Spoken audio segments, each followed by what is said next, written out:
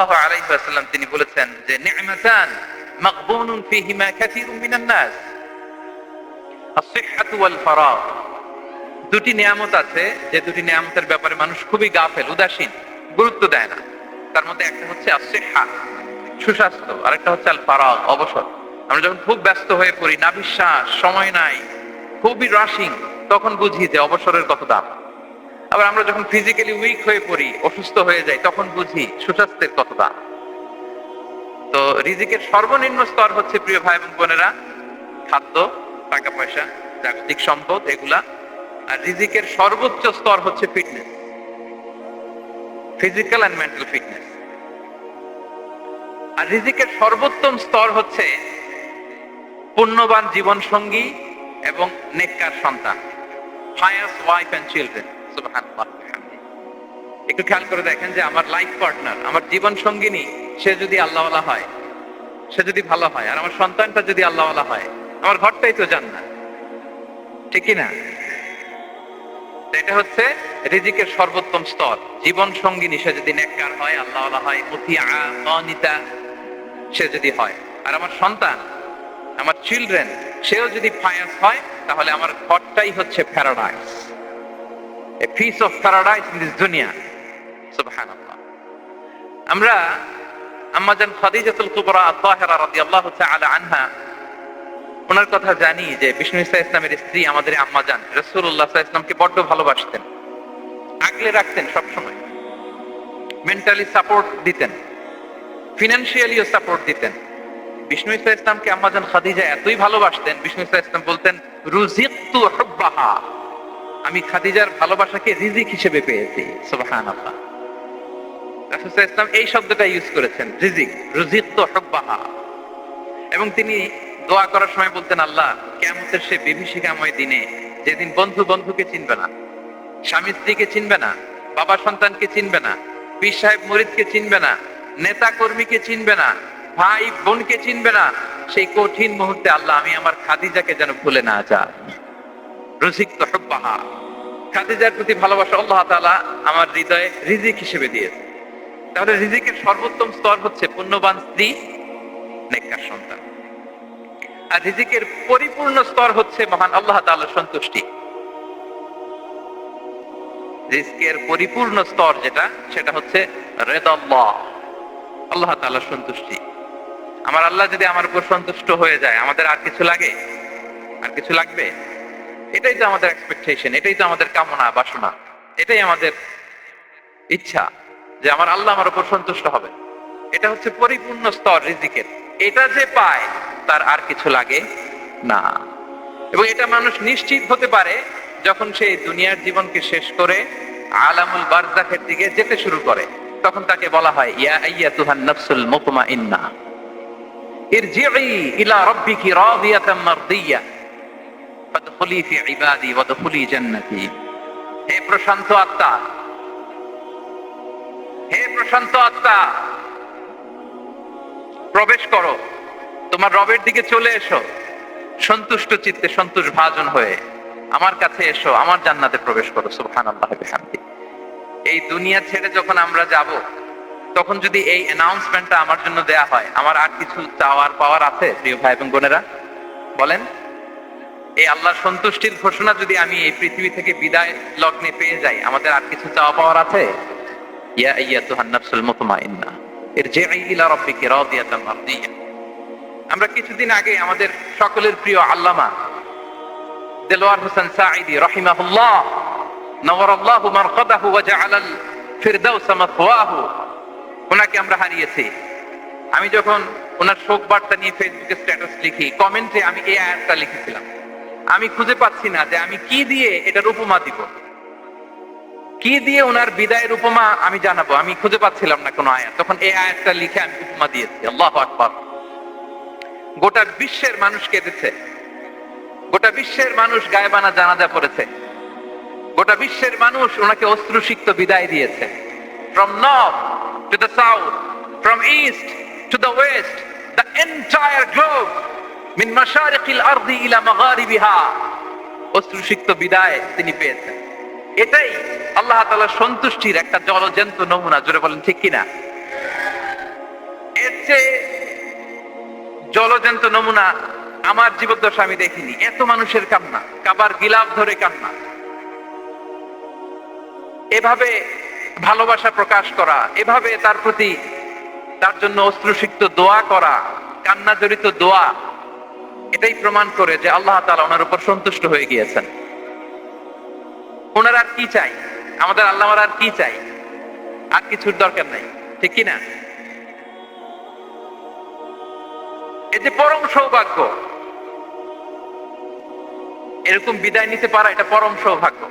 আমরা আল্লাহর জন্য দোয়া করি, আল্লাহ তাআলা সারা জীবন তিনি যেমনি কোরআনের বার্তাকে গোটা বিশ্বব্যাপী পৌঁছে দিয়েছেন, তার কবরটাকে আল্লাহ তাআলা কোরআনের নূর দিয়ে আলোকিত করে দেখ।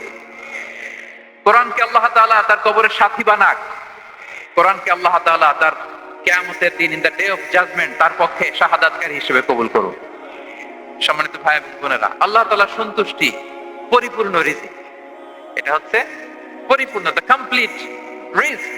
তাহলে আমরা যেটা ভাবি অর্থ, আমরা যেটা ভাবি সম্পদ, এটা রিজিকের সর্বনিম্ন স্তর। সর্বোচ্চ স্তর হচ্ছে fitness, physical and mental fitness. সর্বোত্তম স্তর হচ্ছে পুণ্যবান স্ত্রী, নেককার সন্তান। আর পরিপূর্ণ স্তর হচ্ছে আল্লাহ তাআলার সন্তুষ্টি। হাদিসে সবরকে বলা হয়েছে সবচেয়ে প্রশস্ত স্তর। আর সবর, পেশেন্স, ধৈর্য। রাসূলুল্লাহ সাল্লাল্লাহু আলাইহি ওয়াসাল্লাম বলেছেন, মা রুজিকা আবদুন খায়রান লাহু ওয়ালা আওসা মিনাস সবর। সবরের চেয়ে কোনো প্রশস্ত নিয়ামত, প্রশস্ত রিজিক আল্লাহ তাআলা কোনো বান্দাকে দেয়নি। ধৈর্য, আমাদের অনেকের ধৈর্য কম। আপনাদের কি অবস্থা? ধৈর্য আছে তো? হ্যাঁ, সবার ধৈর্য আছে না? আপনাদের দেখেই বোঝা যাচ্ছে মাশাআল্লাহ, খুব ধৈর্যের সাথে আপনারা একেবারে শেষ সময় পর্যন্ত আছেন। তো এই ধৈর্যের প্র্যাকটিসটা আমাদের করতে হবে।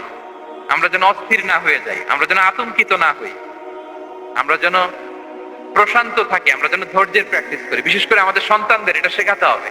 কারণ ধৈর্য এটা এমন একটা গাছ, যে গাছে সারা গায়ে কাটা কিন্তু এর ফলটা বড় মিষ্টি। ধৈর্য এমন একটা গাছ, যে গাছে সারা গায়ে কাটা কিন্তু এর ফলটা বড় সুস্বাদু। তো সেই টেস্টি ফ্রুট যদি আপনি ট্রাই করতে চান, আপনাকে ধৈর্য ধারণ করতে হবে। তাহলে হাদিসের আলোকে আমরা জানলাম রিজিকের সবচাইতে প্রশস্ত স্তর হচ্ছে ধৈর্য। রিজিকের সবচাইতে কল্যাণকর স্তর হচ্ছে হিকমা। আল্লাহ তাআলা বলছেন, ইউতিল হিকমাতা মান ইয়াশা ওয়া মান ইউতাল হিকমাতা ফাকাদ উতিয়া খায়রান কাসীরা।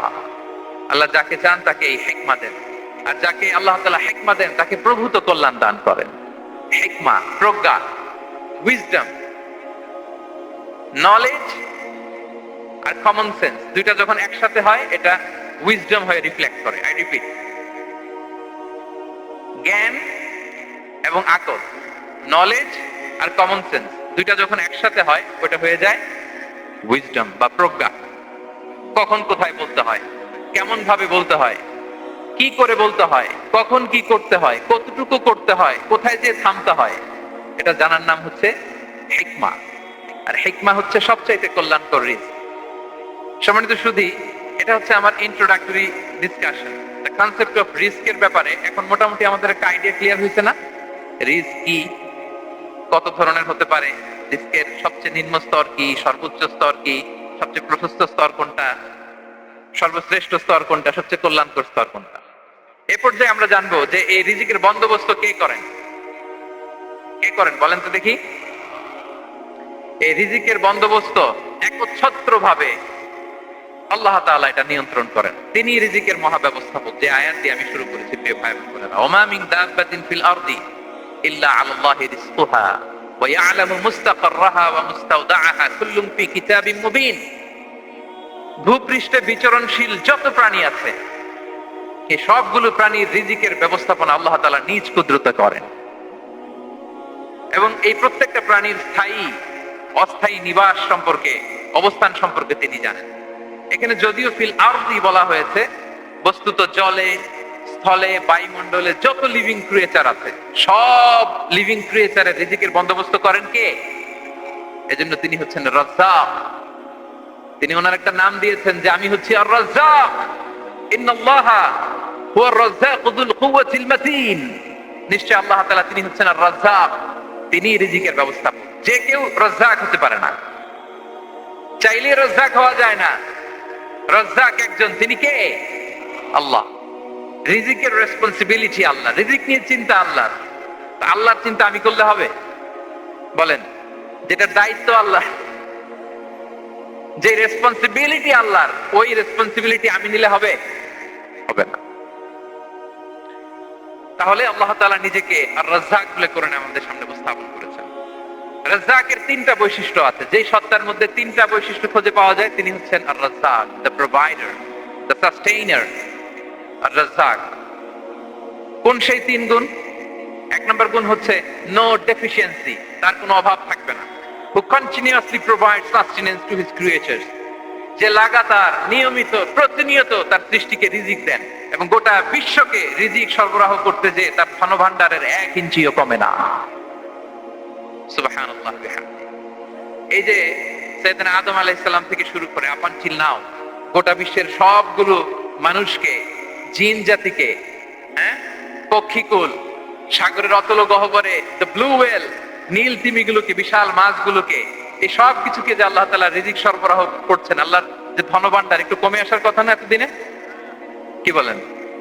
এত হাজার হাজার বছর রিজিক দেওয়ার পরও তার ধনভাণ্ডার কমে নাই? না। আল্লাহ বলে তোমাদের যার যা লাগবে, যার যা চাহিদা, যার যেটা দরকার সবও যদি দিয়ে দেই, আমি আল্লাহর ধনভাণ্ডারের 1 ইঞ্চিও কমবে না। আর Razzak যুল কুওয়াতিল মাতিন, the provider, the sustainer. তাহলে রাজ্জাক হতে হলে ওই সত্তার তিনটা গুণ লাগে। এক হচ্ছে নো ডেফিসিয়েন্সি, তার কোনো ঘাটতি থাকতে পারবে না। 2 নম্বর কোয়ালিটি হচ্ছে নেভার ফরগেটফুল, তিনি ভুলতে পারবেন না। Who never forget the needs of his creation, তার সৃষ্টির কোথায় কার কখন কোনটা লাগে এটা ভুলে গেলে চলবে না। ধরেন তিনি নর্থ আমেরিকাতে, এখানে কানাডায় যারা আছে, আমেরিকাতে যারা আছে, তাদেরকে রিজিক দিচ্ছে। ওদিকে সাউথ আমেরিকাতে, ব্রাজিলে, আর্জেন্টিনার জঙ্গলে কিছু জনগোষ্ঠী রয়ে গেছে, এদের কথা আল্লাহ ভুলে গেছে। তারা বেঁচে থাকতে পারবে?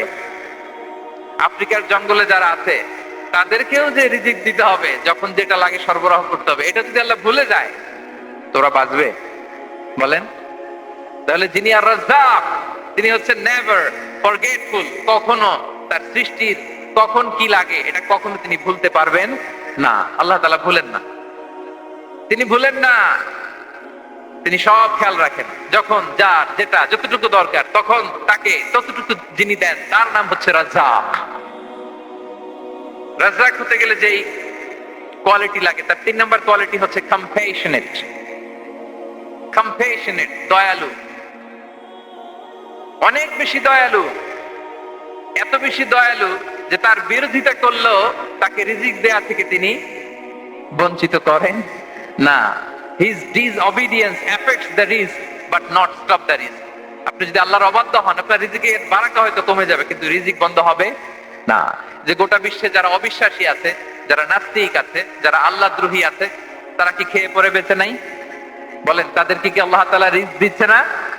এই তো সুবহানাল্লাহ। কম্প্যাশনেট, এত দয়ালু, তার যারা বিরোধী, তাকে যারা গালি দেয়, তাকে যারা বিশ্বাস করে না, তাকে যারা সেজদা দেয় না, তিনি তাদেরকেও খাওয়ায়, তিনি তাদেরকেও সুস্থ রাখে, তিনি তাদেরকেও হাত খুলে দান করে। আল্লাহু আকবার। আর রাজ্জাক, ইন্নাল্লাহা হুয়া রাজ্জাকু যুল কুওয়াতিল মাতিন। তাহলে এই তিনটা গুণ থাকতে হবে রাজ্জাক হতে হলে: no deficiency, never forgetful, compassionate. এবং আল্লাহ তাআলা বলছেন, আম্মান হাযাল্লাযী ইয়ারযুকুকুম ইন আমসাকা রিজকা বাল লাজ্জু ফি উতুমি ওয়া নুফুর। সূরাতুল মুলক আল্লাহ বলেছেন যে তিনি যদি রিজক বন্ধ করে দেয় তাহলে এই রিজক তোমাদেরকে কে দিবে? আছে কেউ দেয়া? সূরা মুলকের শেষ আয়াতে আল্লাহ বলেছেন যে তোমরা যে সুমিষ্ট পানি খেয়ে বেঁচে আছো, এটা যদি একেবারে জমিনের অতল গহ্বরে আমি নিয়ে যাই, কে এনে দিবে তোমাদেরকে পানি? কে এনে দিবে সুমিষ্ট পানি? এজন্য বিষ্ণু ঈসা ইসলাম পানি খেয়েই তিনি পড়তেন, আলহামদুলিল্লাহিল্লাযী জাআলা হাযাল মাআ আযবান ফুরাতান বিরাহমাতিহি ওয়া লাম ইয়াজআলহু মিলহান উজাজান লিযুনুবিনা। পানি খেয়ে তিনি বলতেন প্রশংসা আল্লাহ, যে আল্লাহ তার অসীম দয়ায় এই পানিকে সুমিষ্ট করেছেন, আমাদের পাপের কারণে এই পানিকে তিনি লবণাক্ত করে দেন নাই। সুবহানাল্লাহ। ইন্নাল্লাহা হুয়া রাজ্জাকু যুল কুওয়াতিল মাতিন, তিনি হচ্ছেন রাজ্জাক। এজন্য সম্মানিত ভাইরা, রিজিক নিয়ে আজকে থেকে টেনশন বন্ধ করে দিতে হবে। আমাদের কাজ হচ্ছে চেষ্টা করে যাওয়া, প্রাণান্তকর প্রচেষ্টা করা, আমাদের রোলটা আমরা প্লে করব, কিন্তু রিজিকের ফয়সালা করবে একজন, তিনি কে? ইন্নাল্লাহা হুয়ার রাজ্জাকুল কুওয়াতিল মাতিন। এটা নিয়ে চিন্তিত হওয়ার কিছু নাই প্রিয় ভাই এবং বোনেরা। আমরা আমাদের মায়ের পেটে থাকতেই এটা ফিক্স হয়ে গিয়েছে। আমরা যখন মায়ের পেটে ছিলাম, ইন্না আহাদাকুম ইজমাউ খালকুহু ফি বাতনি উম্মিহি 40 ইয়াওমান সুম্মা ইয়াকুনু আলাকাতান মিসলা যালিক সুম্মা ইয়াকুনু মুদগাতান মিসলা যালিক। আমরা যখন মায়ের পেটে ছিলাম 40 দিন আমরা নুতফা স্টেজে ছিলাম, 40 দিন আমরা আলাকা স্টেজে ছিলাম। আমার মায়ের জরায়ুর দেয়ালে আমি লেপ্টে ছিলাম। 40 দিন আমরা ছিলাম এ ভেরি লিটল ফ্ল্যাশ, একটা ছোট্ট গোশতের টুকরা। এরপর আল্লাহ তাআলা ফায়ুরসালু ইলাইহিল মালাক, মায়ের পেটে একজন ফেরেশতা পাঠালেন। ফায়ানফুকু ফিহি রূহ, he breathed into him the spirit, তিনি রূহের ফুৎকার দিলেন।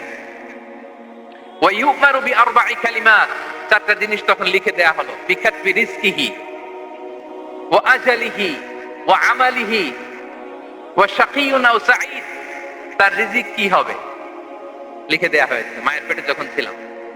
আপনারা তো এখন চিন্তা করতেছেন, চিন্তিত, কিন্তু মায়ের পেটে থাকতে আল্লাহ তাআলা এই রিজিককে ফিক্স করে দিয়েছেন। সুবহানাল্লাহি ওয়া বিহামদিহি। এবং যে রিজিক আমি আমার মায়ের পেটে থাকতেই আল্লাহ তাআলা লিখে দিয়েছেন, সেই রিজিক ভোগ না করে আমি কোনোদিন মরবো না। বিষ্ণু ইসলাম আমাদেরকে জানিয়েছেন, তোমার জন্য যে রিজিকের বন্দোবস্ত, যেই অ্যালটমেন্ট আছে, সেটা ভোগ না করে, উপভোগ না করে তুমি মরবে না। এবং সেটা আপনি উপভোগ করবেন, আপনার কাছেই আসবে। ধরুন আপনারা যে ফল আমেরিকাতে খান, এটা কি আমেরিকায় চাষ হয় ফল, নাকি কানাডা মেক্সিকো থেকে আসে? কোত্থেকে আসে? কোত্থেকে? এখানেই হয়, আবার বাইরে থেকেও আসে। Okay fine. লেটস সে আপনি যেই অ্যাপেলটা দিয়ে আজকে ব্রেকফাস্ট করলেন, যে অ্যাপেলটা আপনি খেলেন, এটা মেক্সিকো থেকে এসেছে। ওই অ্যাপেলটা যখন কুড়ি অবস্থায় ছিল, মুকুল অবস্থায় ছিল, তখনই ওটার মধ্যে আপনার নাম লেখা। এর মধ্যে কত পাখি এসে ওই গাছে বসেছে, কত মুকুল নষ্ট করেছে, ওইটা নষ্ট করে নাই, কারণ ওইটা আপনি খাবেন। ওইটা পুষ্ট হয়ে সুন্দর একটা ফল হয়ে ইম্পোর্টেড হয়ে এটা আমেরিকাতে আসলো, আমেরিকার বাজারে। অনেক মানুষ ওই ফলটা সুপার মার্কেটে যে ধরে চড়ে নেড়ে আবার রেখে দিয়ে চলে গেছে, নেয় নেই। ওইটা সে খাবে না, কারণ ওইটা আপনার রিজিকে লেখা।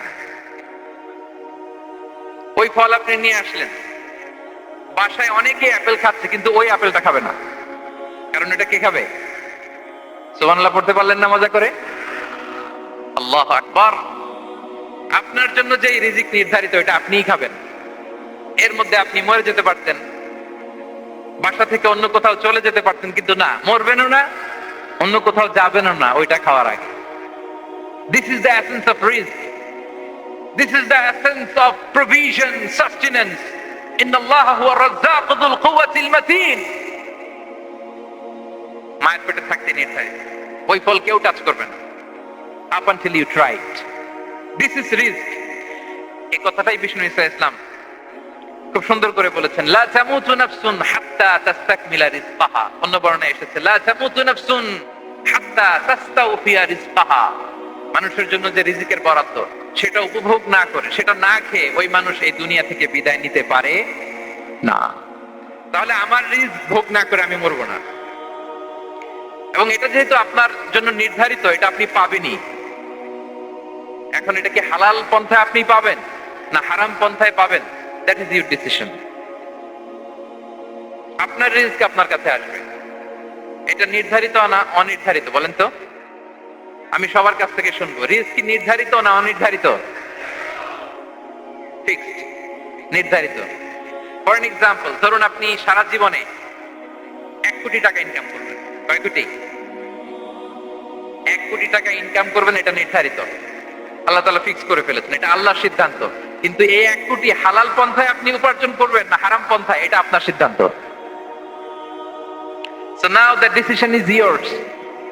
যদি আপনি পরিশ্রমী হন, যদি আপনি সৎ পথ অবলম্বন করেন, তাহলে ওই 1 কোটি আসবে আপনার কাছে, কিন্তু হালাল পন্থায়।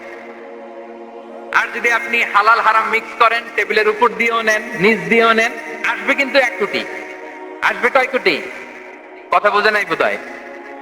টেবিলের নিচ দিয়েও যদি নেন, সারা জীবনে আপনি পাবেন কত? 1 কোটি। So now the decision is years, সিদ্ধান্ত আপনার। হালাল পন্থায় উপার্জন করবেন না হারাম পন্থায়? বলেন হালাল না হারাম? হারামের সাথে আমাদের কোনো সম্পর্ক? হারামকে আমরা এই কনভেনশন সেন্টার থেকে না বলে দিলাম, আওয়াজ করে বলুন নো। হারামের সাথে আমাদের কোনো সম্পর্ক? আল্লাহ তাআলার দেয়া বরাদ্দ রিজক আমরা হালাল পন্থায় উপার্জন করব ইনশাআল্লাহ। বলেন। তাহলে মায়ের পেট থেকে নির্ধারিত হয়ে গেল, আমারটা আমি পেলাম, হালাল ভাবে আমি নিব। আরেকটা জিনিস মনে রাখতে হবে যে কেউ কারো রিজিকে ভাগ বসায় না, কেউ না।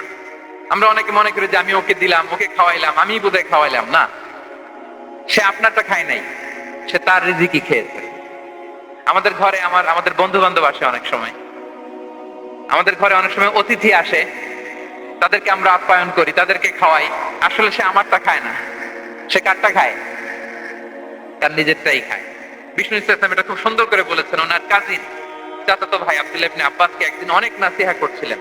করতে করতে এক পর্যায়ে তিনি বললেন, ওয়া আলাম, ইবনে আব্বাসকে বলছেন, ওয়া আলাম আন্না মা আসাবাকা লাম ইয়াকুন লিইখতিআক ওয়া মা আখতাআকা লাম ইয়াকুন লিইউসিবাক।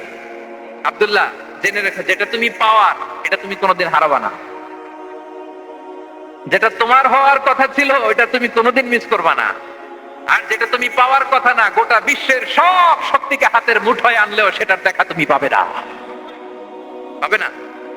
ওয়ালাম আন্নামা আসাবাকা লাম ইয়াকুন লিইখতিআক ওয়া মা আখতাআকা লাম ইয়াকুন লিইউসিবাক রুফিআতিল আকলাম ওয়া জাফফাতিস সুহুফ। আব্দুল্লাহ, রিজিক নিয়ে চিন্তিত হয়ো না, রিজিক নিয়ে পেরেশান হয়ো না। প্লে ইউর রোল, রিজিক ইজ ফিক্সড। যেটা তুমি পাওয়ার তুমিই পাবা, যেটা তুমি পাওয়ার কথা না চেষ্টা করেও সেটা তোমার কাছে আসবে না। সম্মানিত সুধী, এ পর্যায়ে আমরা জানবার চেষ্টা করব যে কিসে রিজিক বাড়ে, কি করলে রিজিকে ভরপুর বারাকা হয়, রিজিকের চাবিকাঠি কোথায়, কোন পথে চললে রিজিকে ভরপুর বারাকা হবে, আমার জীবনে বরকত নেমে আসবে রিজিকে। এটা জানতে মনে যাচ্ছে না আমাদের? হ্যাঁ, কষ্ট হচ্ছে আপনাদের? কষ্ট হচ্ছে? তাহলে কি করলে রিজিকে ভরপুর বারাকা হয়, কি করলে আমার জীবনে ভরপুর বারাকা নেমে আসে, এই পয়েন্টটাতে আমরা একটু আলোকপাত করি। যেসব কাজ করলে আমাদের জীবনে রিজিকে আসমানি বারাকা নেমে আসবে, আমাদের রিজিকে আসমানি বারাকা নেমে আসুক, আমরা চাই কি চাই না? সবাই আমরা চাই নিশ্চয়ই। যে কাজ করলে রিজিকে আসমানি বারাকা আসে, এর এক নাম্বার হচ্ছে তাকওয়াল্লাহ, আল্লাহর ভয়। আল্লাহ তাআলা বলছেন, ওয়া মান ইয়াত্তাকিল্লাহা ইয়াজআল লাহু মাখরাজা ওয়া ইয়ারযুকহু মিন হাইথু লা ইয়াহতাসিব। যে আল্লাহকে ভয় করে, যে আল্লাহ সচেতন, আল্লাহ তাকে মাখরাজ, মাখরাজ মানে কি জানেন? ওই যে এক্সিট লেখা না এদিকে, এই এক্সিটকে আরবিতে বলে মাখরাজ, মানে কোথাও আটকাবেন না, বের হওয়ার রাস্তা আছে। কোথাও আটকাবেন না, বের হওয়ার রাস্তা আল্লাহ তাআলা অ্যারেঞ্জ করে দিবেন। You will have the way out from crisis. ক্রাইসিসে পড়লে, সংকট মোমেন্টে আল্লাহ তাআলা ওখান থেকে এক্সিটের ব্যবস্থা আপনাকে করে দিবেন। ওয়া ইয়ারযুকহু মিন হাইথু লা ইয়াহতাসিব, এমন জায়গা থেকে আল্লাহ তাআলা রিজিকের ব্যবস্থা করবেন যে সে কল্পনাও করে নাই। এরকম অনেক সময় হয় না যে আমি ভাবিও নাই যে এখান থেকে আমার রিজিকের বন্দোবস্ত হতে পারে, কোত্থেকে যে রিজিক চলে আসলো। এরকম জীবনে মাঝে মাঝে হয় কি হয় না? ব্যবস্থা করেন কে? যারা আল্লাহ তাআলাকে ভয় করে, যারা আল্লাহ সচেতন, তাদেরকে আল্লাহ তাআলা স্পেশাল রিজিক দিয়ে ধন্য করেন। তাকওয়াল্লাহ। পুরো কোরআনের মূল শিক্ষা কি? পুরো ইসলামের এসেন্স কি, জিস্ট কি, সারাংশ কি যদি আমাকে জিজ্ঞেস করা হয়, আমি বলবো তাকওয়াল্লাহ, আল্লাহর ভয়, আল্লাহর সচেতনতা। আল্লাহ ইজ ওয়াচিং মি, আল্লাহ ইজ অবজার্ভিং মি। আল্লাহ তাআলা আমায় দেখছেন, আমি যাই করি না কেন, দরজা বন্ধ করে, জানালা বন্ধ করে, সব বন্ধ করেও যদি করি, পৃথিবীর সবার চোখ ফাঁকি দেয়া গেল, আল্লাহর চোখ ফাঁকি দেয়া যায়? পুলিশের চোখ ফাঁকি দেয়া যায়, সিকিউরিটির চোখ ফাঁকি দেওয়া যায়, আমার সাথে বন্ধুদের চোখ ফাঁকি দেওয়া যায়, ফাঁকি দেওয়া যায় না একটা মহান সত্তার চোখ। তিনি কে? এই যে সেন্সেশন, অনুভূতি, দিস ইজ তাকওয়া। এই অনুভূতিটার নামই হচ্ছে তাকওয়া। যে আমি যাই করি, যেভাবে করি, যখন করি, কেউ দেখে না, কিন্তু দেখে কে? কেউ যেটা দেখে না সেটা দেখে কে? দিস ইজ তাকওয়া। এই তাকওয়ার চর্চা যার মধ্যে আছে তার রিজিকে বারাকা নেমে আসবে। আমরা যেন তাকওয়ার চর্চা করি, আমাদের ছেলে মেয়েদের যেন এটা শেখাই যে কেউ দেখে না বাবা, কিন্তু আল্লাহ দেখে। ছোটবেলা থেকে যদি আমাদের সোনামণিদের ব্রেইনে এই তাকওয়াল্লাহ নামের এই সফটওয়্যারটা ইনস্টল করে দেই, আর কোনোদিন সে বিপদগামী হবে না, পথচ্যুত হবে না। ওই ছেলেকে দিয়ে আর পৃথিবীতে অন্যায় করানো যাবে না। সে পাপ কাজ করবে না, সে অন্যায় কাজ করবে না, সে অন্যের রাইটস নষ্ট করবে না, সে দুর্নীতি করবে না, সে ঘুষ খাবে না, সে সুদ খাবে না। শুধু দুর্নীতি দমন কমিশন দিয়ে দুর্নীতি বন্ধ করা যায় না, এই তাকওয়া আল্লাহর সফটওয়্যার ইনস্টল করে দিতে হবে। তাহলে এক নম্বর হচ্ছে তাকওয়া, আল্লাহর ভয় যেন আমরা আমাদের হৃদয়ে রাখি। যাদের হৃদয়ে আছে আল্লাহর ভয় তারা কভু পথ ভুলে যায় না। কি অসাধারণ কথা! তাহলে এক নম্বরে তাকওয়া আল্লাহ। দুই নম্বর আত-তাওয়াক্কুল আলা আল্লাহ, to put your trust on Allah, to depend on Allah, আল্লাহর উপর ভরসা রাখা। আমরা ভরসা রাখি কার উপর? আওয়াজ করে বলুন, কার উপর? আমরা আমাদের ভরসা রাখি আল্লাহর উপর, কার উপর ভরসা রাখি না? ভরসা একজনের উপর। বিষ্ণু ইসা ইসলাম বলেছেন, লাউ আন্নাকুম তাওয়াক্কালুনা আলা আল্লাহি হাক্কা তাওয়াক্কুলিহি লা রাযাকাকুম কামা ইয়ারযুকুত তায়র তাকদু খিমাসান ওয়া তারুহু বিতানান। পাখি যেমনি আল্লাহর উপর তাওয়াক্কুল করে, তোমরা যদি এমনি তাওয়াক্কুল করতে পারো, তাহলে পাখিকে আল্লাহ যেমনি রিজিক দেয়, তোমাদেরকে আল্লাহ তাআলা তেমনি রিজিক দিবেন। পাখি কি করে ভাই? সকালবেলা তার বাসা থেকে কিচিরমিচির রবে, হ্যাঁ, দিক বিদিক ছুটে বেড়ায়, ছুটতে থাকে মাইলকে মাইল। আবার বিকেল বেলায় গোধূলি লগ্নে তার বাসায় এসে ফিরে আসে। ওই পাখিটাকে আল্লাহ তাআলা উদর পূর্তি করে তার নিড়ে ফিরিয়ে দেয়। তাহলে ইসলামে পাখিকে তাওয়াক্কুলের মডেল হিসেবে উপস্থাপন করা হয়েছে। কাকে? পাখিকে। এবার খেয়াল করে দেখেন তো পাখি কি করে? সকালবেলা ঘরে বসে বসে তাওয়াক্কুল করে নাকি? কথা কি বুঝতেছেন?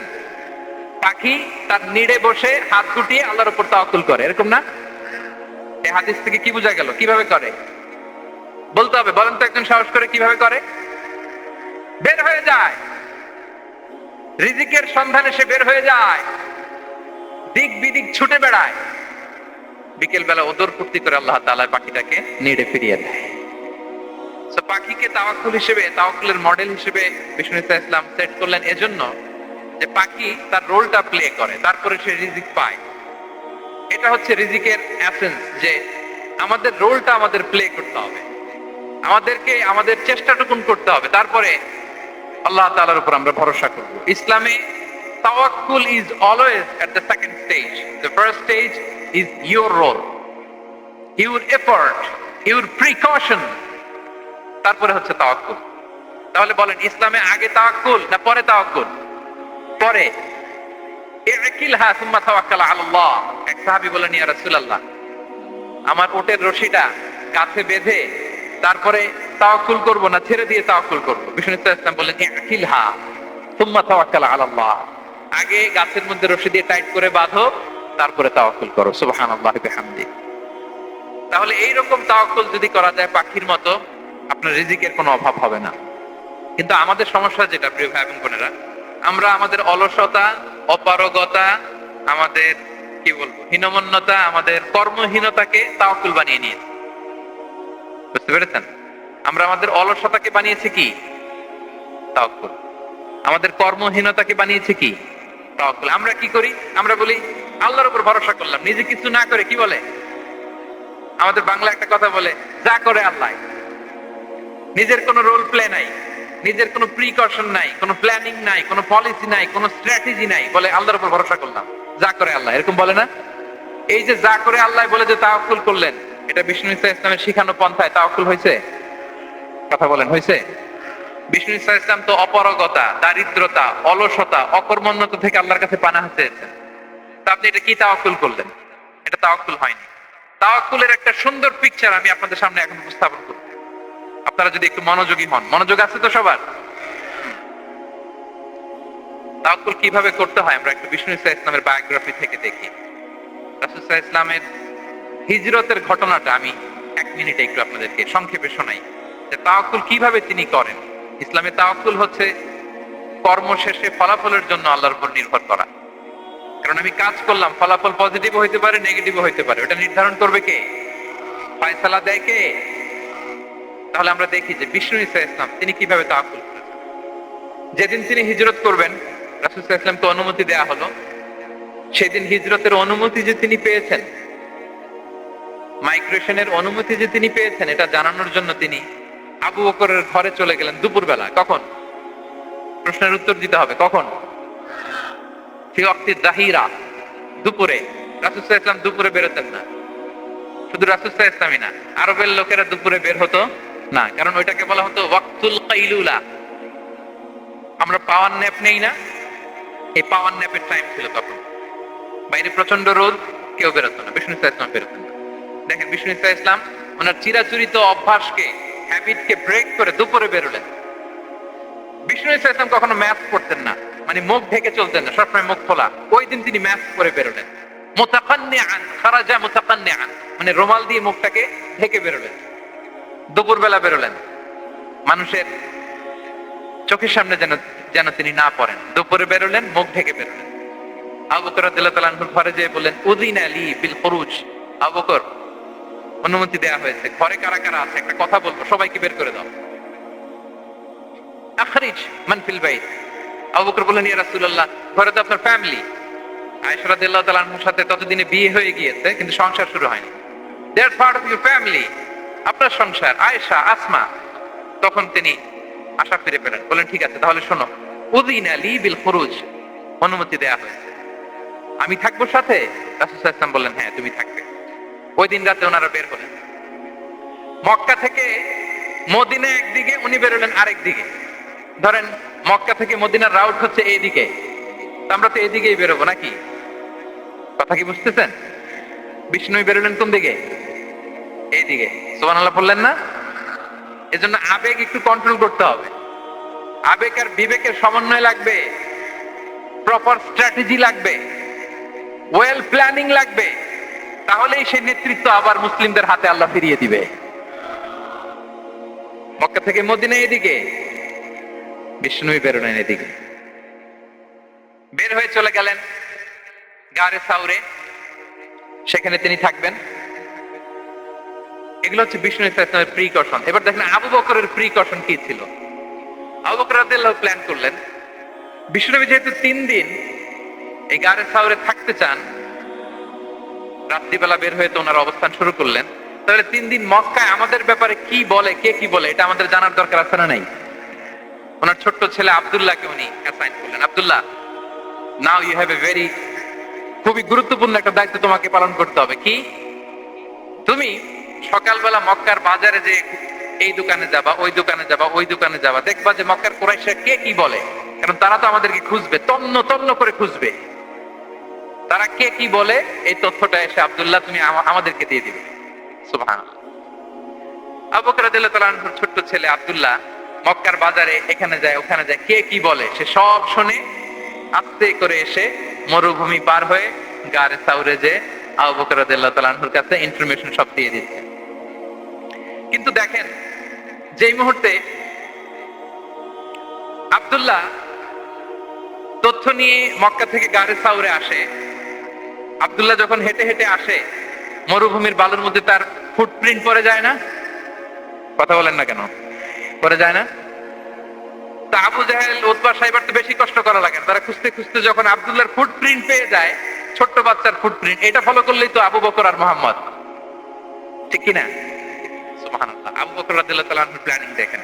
তিনি যেমনি ছোট্ট আব্দুল্লাহকে ইনফরমেশন গ্যাদার করার জন্য সেট করলেন, তিনি ওনার একটা রাখালকে সেট করলেন, তার নাম হচ্ছে আমির ইবনে ফুহায়রা।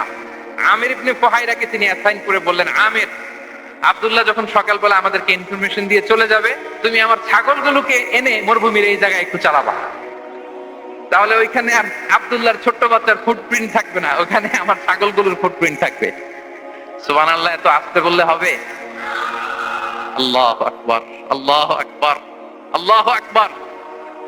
কি প্রিকশন নিয়েছেন ওনারা বিশ্বনবী ইসলামকে সেফটি দেওয়ার জন্য। আমির, আব্দুল্লাহ চলে যাবে, তোমার ডিউটি শুরু। আব্দুল্লাহর একটা ফুটপ্রিন্টও যেন না ওখানে ছাগল চড়াবা। শুধু তাই নয়, আব্দুল্লাহ ইবনে উরাইকিত নামে একজন গাইড ভাড়া করল আবু বকর, যিনি মক্কা থেকে মদিনায় তাদেরকে নিয়ে যাবে, কিন্তু ক্যারাভান, কাফেলা যেই পথে চলে ওই পথে নয়, সাওয়াহিলি পথে একটা আনইউজুয়াল আননোন রাউট ধরে ওনার মক্কা থেকে মদিনায় যাবে। নিয়ে যাচ্ছে সর্বশেষে সে যখন দেখাই দিল যে এখান থেকে সোজা চলে গেলে আপনারা মদিনায় চলে যাবেন, বিদায়। আল্লাহ রাসূল সাল্লাল্লাহু আলাইহি ওয়াসাল্লাম কোয়াইট এন্ড কাম, আবু বকর রাদিয়াল্লাহু তাআলা আনহু ব্যাক এন্ড ফোর্থ করছেন, সামনে যাচ্ছেন পেছনে যাচ্ছেন, কি না কি হয়। কিন্তু বিষ্ণু সাল্লাল্লাহু আলাইহি ওয়াসাল্লাম একেবারে শান্ত, কারণ বিষ্ণু সাল্লাল্লাহু আলাইহি ওয়াসাল্লামের হাতে যা করার ছিল তিনি সব করে ফেলেছেন, সর্বোচ্চ প্রিকশন নিয়েছেন।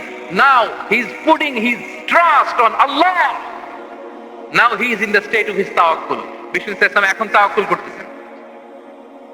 বিষ্ণু সাল্লাল্লাহু আলাইহি ওয়াসাল্লাম তখন তাওয়াক্কুলের মোমেন্টে আছেন।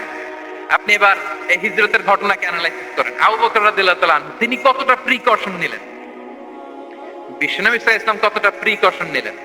আমরা টিপিক্যাল বাঙালি মুসলমান যদি নবী হইতাম আমরা কি করতাম? আমরা বলতাম আমি নবী, আমার কাছে ওহী আসে, আমি রাত্রিবেলা লুকিয়ে লুকিয়ে গাড়ে সাউরে যাবো কেন, আমি দিনের বেলায় ঢং ঢং করে আবু জাহিল্লার নাকের সামনে দিয়ে যাব, দেখি আল্লাহর শক্তি বেশি না আবু জাহিল্লার শক্তি বেশি। এরকম সত্তা বলি আমরা আমি নবী, সরি ফর দ্য স্ল্যাং, আমি নবী, আমি লুকিয়ে রাতে কেন যাব, আমি আবু জাহেলের সামনে দিয়ে যাব, দেখি আল্লাহর শক্তি বেশি না আবু জাহেলের শক্তি বেশি। এরকম বলতাম না?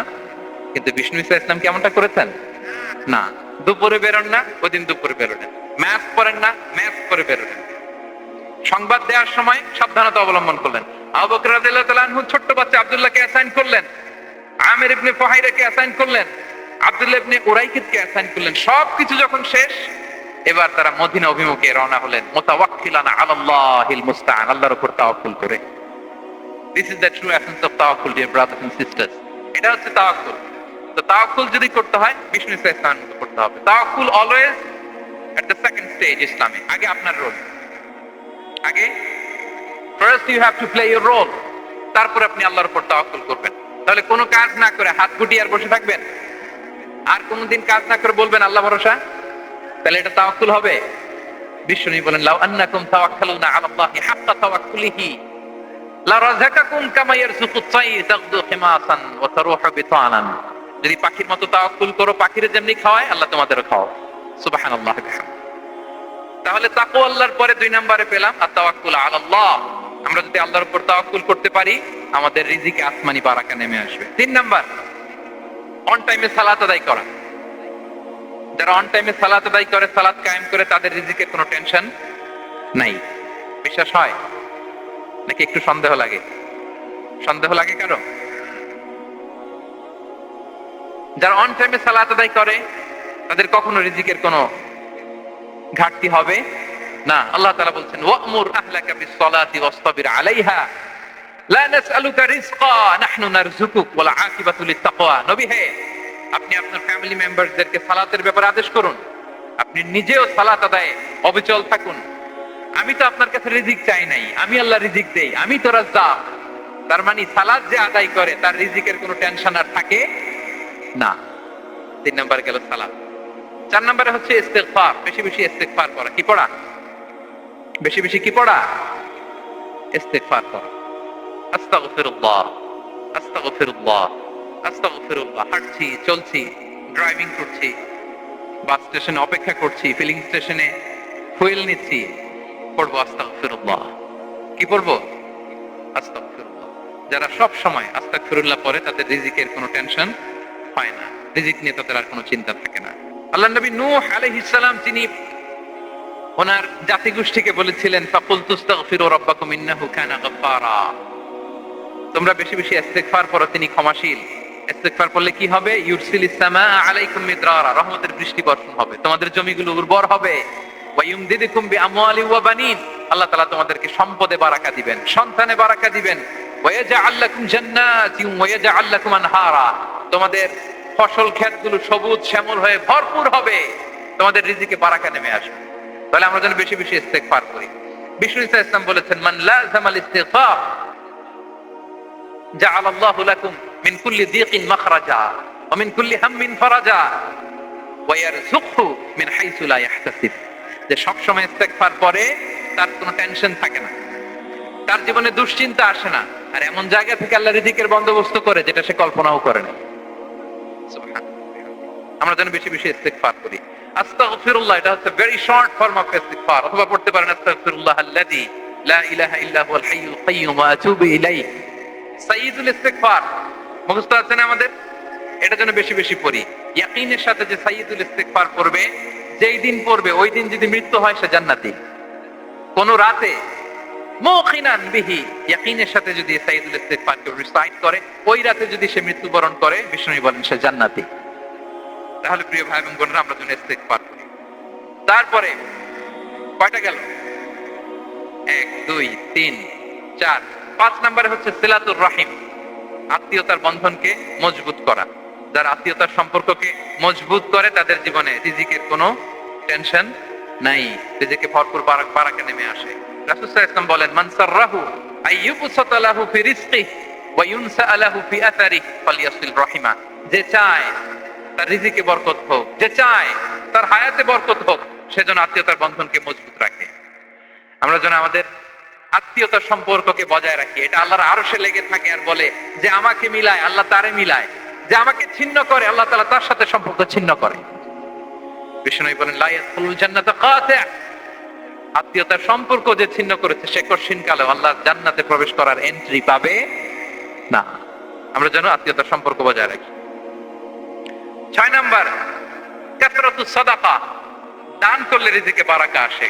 আল্লাহ তাআলা বলেন, ওয়া মা আনফাকতুম মিন শাইইন ফাহুয়া ইউখলিফুহু ওয়া হুয়া খায়রুর রাযিকিন। যে দান করে, দান করলে যে ঘাটতি হয়, আল্লাহ তাআলা এই ঘাটতিটাকে রিপ্লেস করে দেয়, রিপ্লেস করে দেয়।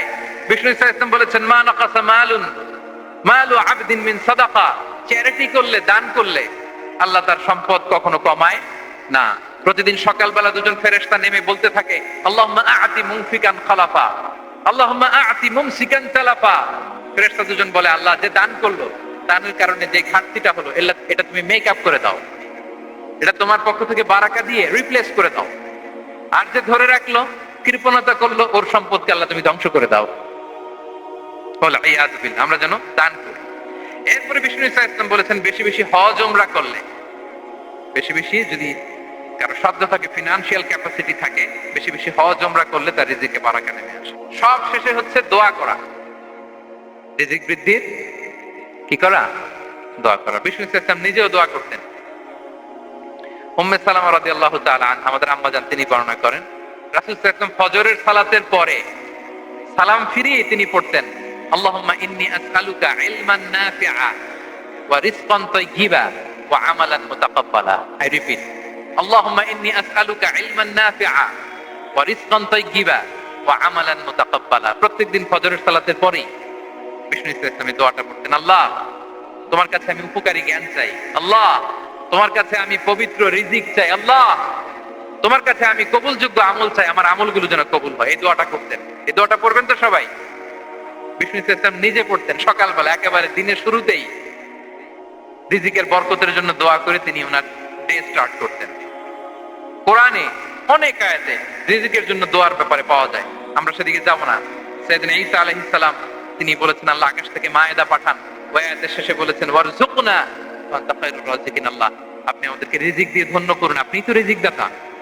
আল্লাহ নবী ইব্রাহিম আলাইহিস সালাম তিনি দোয়া করেছেন, রব্বি জাআল হাযা বালাদান আমিনা ওয়ারযুক আহলাহু মিনাস সামারাত। আল্লাহ এই জনপদকে, মক্কাকে আপনি পবিত্র নগরী, এই নগরীকে আপনি নিরাপদ নগরী করুন, আর এই নগরীর অধিবাসীদেরকে আপনি ফলমূল দিয়ে রিজিক দান করুন। তাহলে নবীরা তারা স্বয়ং রিজিকের দোয়া করেছেন। আমরা যেন রিজিক প্রাপ্তির জন্য, রিজিকে বারাকার জন্য আল্লাহ তাআলার কাছে দোয়া করি। আর উপর একটা চমৎকার কথা বলে, আর রিজকু লিমান সাআ লাইসা লিমান দাআ ফাকাত। মানে রিজিক শুধু যারা দোয়া করে তাদের জন্য নয়, দোয়ার সাথে সাথে যারা চেষ্টা করে তাদের জন্য। সুবহানাল্লাহ পড়েন। দোয়ার সাথে দাওয়ার দরকার আছে না নাই? তাওয়াক্কুলের পয়েন্ট আমরা বলেছি যে আমাদের সর্বোচ্চ চেষ্টাটুকুন করব। তাওয়াক্কুল মানে হচ্ছে কোন কাজের প্ল্যান করা, ওই প্ল্যান বাস্তবায়নের জন্য যা যা দরকার হাজির করা, এরপরে প্রাণান্তকর প্রচেষ্টার জন্য ঝাঁপিয়ে পড়া, এরপরে কর্মশেষে ফলাফলের জন্য কার উপর নির্ভর করা? আল্লাহর উপর নির্ভর করা। তো আমাদের রোলটা যেন আমরা প্লে করি। জমিনকে আল্লাহ প্রশস্ত করে দিয়েছেন, আল্লাহ বলেছেন ওয়া কুলু মির রিজকি, জমিনকে প্রশস্ত করেছি, এর পরতে পরতে ঘুরো, খোঁজো চেষ্টা করো, তোমার রিজিক তুমি নাও। ইসলাম আমাদেরকে কর্মমুখী হতে শেখায়। আমি আমার বিভিন্ন আলোচনায় বলি যে ইসলাম কতটা কর্মমুখী ধর্ম। একটা ছোট্ট হাদিস দিয়ে শেষ করি। রাসূল সাল্লাল্লাহু আলাইহি ওয়াসাল্লাম বলেছেন, ইন কামাতিস সাআতু ওয়া ফি ইয়াদি আহাদিকুম ফাসিলা। রাসূল সাল্লাল্লাহু আলাইহি ওয়াসাল্লাম বলেন যে যদি কেউ দেখে কিয়ামত শুরু হয়ে গিয়েছে আর তার হাতে একটা চারা গাছ, কি গাছ, আর ওদিকে কি শুরু হয়েছে, বিষ্ণু সাল্লাল্লাহু আলাইহি ওয়াসাল্লাম বলেন যদি তার সুযোগ থাকে কিয়ামত শুরু হওয়ার আগেই যেন চারা গাছটা সে রোপণ করে দেয়। তার মানে থামার জন্য এই পৃথিবীতে আমরা আসি নাই। আমরা পৃথিবীতে এসেছি এই পৃথিবীকে আবাদ করার জন্য, এই পৃথিবীটা লিড করার জন্য। এই পৃথিবীতে শুধু সামনের ছোটার জন্য মুসলমানদের আগমন হয়েছে। চিল্লায়া বলেন ঠিক কিনা? কতটা কর্মমুখী হতে শেখায়। এইদিকে কিয়ামত, এইদিকে চারা গাছ, যদি সুযোগ পাও এটা রোপণ করে দাও। আপনারা মারিয়াম আলাইহিস সালামের ঘটনা জানেন। তার গর্ভে আল্লাহ তাআলা স্বামী ছাড়া সন্তান দিয়েছে।